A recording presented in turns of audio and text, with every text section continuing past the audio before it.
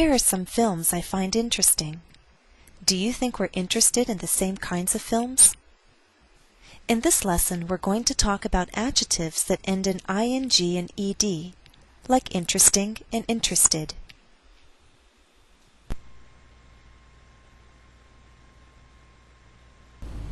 Students sometimes find it difficult to choose between adjectives that end in ing and ed. But if you understand the difference between active and passive, you can easily choose the correct adjective. If you need an adjective to express an active meaning, then we choose ing. If you need an adjective that expresses a passive meaning, then you choose an ed ending. Let's consider some other examples. Here's a movie called The Illusionist. I found the end of this film surprising. Why did I say surprising? Because there's an active meaning here. The film did something to me. It surprised me.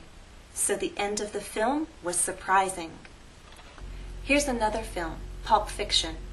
I think some of you have probably seen this film. Now, some parts of this film were shocking. Why did I choose shocking? Because it did something to me. The film had an effect on me. And here's another film, Speed. This film was very exciting. Now let's consider examples of adjectives with the ed ending. This is Lord of the Rings. The story is told in 3 parts, and each part is very long. The story is very good, but truthfully, by the end of each part, I feel very tired. Why do I choose tired, an adjective with an ed ending? Tired expresses a passive meaning. I'm emphasizing the effect that the movie had on me. How did I feel? I felt tired.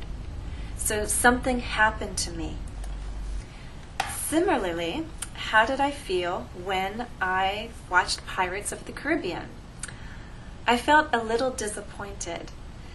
This story also has 3 parts. Now, I found the first movie, Pirates of the Caribbean, very interesting.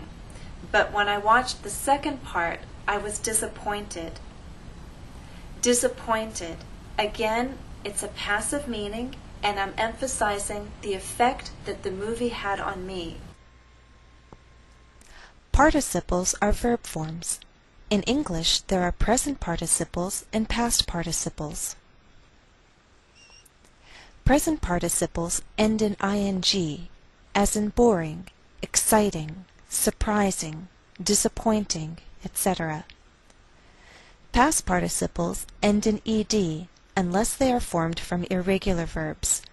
Examples: bored, excited, written, forgotten, etc.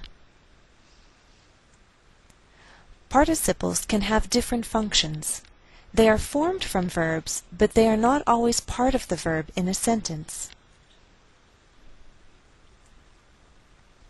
Consider these 2 examples. Many people were crying by the end of the film. Here, crying is a present participle, and it's part of the verb. Were crying is a verb in the past progressive.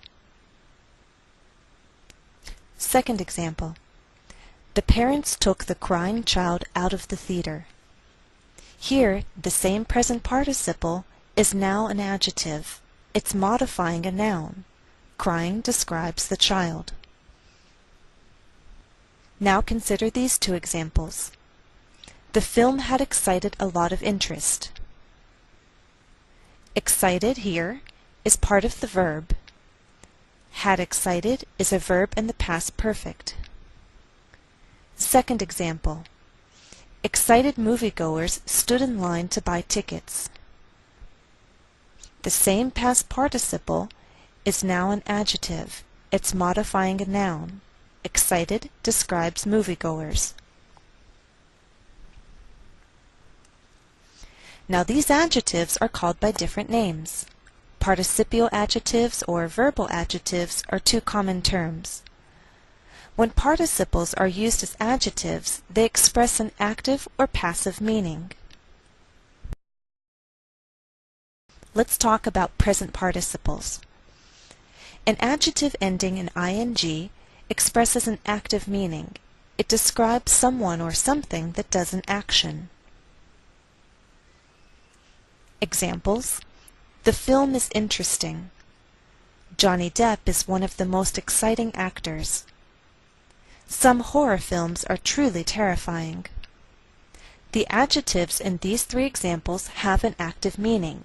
Someone or something is performing an action. In the first example, the film interests people. The film is interesting. In the second example, Johnny Depp excites people, so we call him an exciting actor. In the third example, horror films terrify people, so we can say they are terrifying. So adjectives that end in ing commonly describe a person or thing that can have an effect on others. This person or thing creates emotions, feelings in others. But that's not always the case. Consider these next two examples. The aging actor still had many fans. The increasing sales pleased the producers of the film. Here we still have adjectives that have an active meaning because someone or something is performing an action, but we're not talking about an effect on others. We're not talking about creating feelings or emotions in others. The person or thing is performing an action, but it's more about an ongoing action, meaning the action continues over a period of time. The actor is getting older, so we can call him an aging actor. The sales are getting bigger, so we can describe the sales as increasing sales. Now let's talk about past participles. An adjective ending in ed expresses a passive meaning. It can describe someone or something that receives an action. It often describes a feeling or condition. Examples: I lost my friends in the crowded movie theater. Here, the adjective crowded is describing movie theater. It's describing the condition of the theater, and it has that passive meaning. The movie theater is not doing anything, it's not performing an action. In fact, people are coming into it, so you could say it's receiving an action. Something is being done to the theater.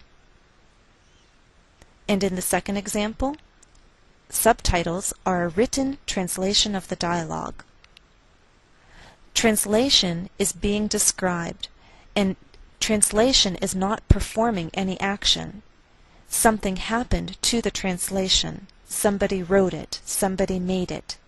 So we can describe it as a written translation. And as I said, adjectives that end in ed commonly describe someone's feelings. So look at these three examples. I'm very interested in actors' biographies. The actors seem bored with life in Hollywood. The director felt satisfied with his work. Here's a note on word order. Participial adjectives can be used like other adjectives. For example, we can use them before a noun, as in the aging actor. We can also use them after a linking verb. For example, the actors seemed bored. Participial adjectives can be used with adverbs of degree or comparison. Example: I'm very interested in actors' biographies. Very is an adverb of degree. Next example: Johnny Depp is one of the most exciting actors. So we can say more exciting, most exciting. When I say adverb of comparison, I mean comparative and superlative forms. Participial adjectives can also be followed by prepositional phrases. For example, the actors seem bored with life in Hollywood.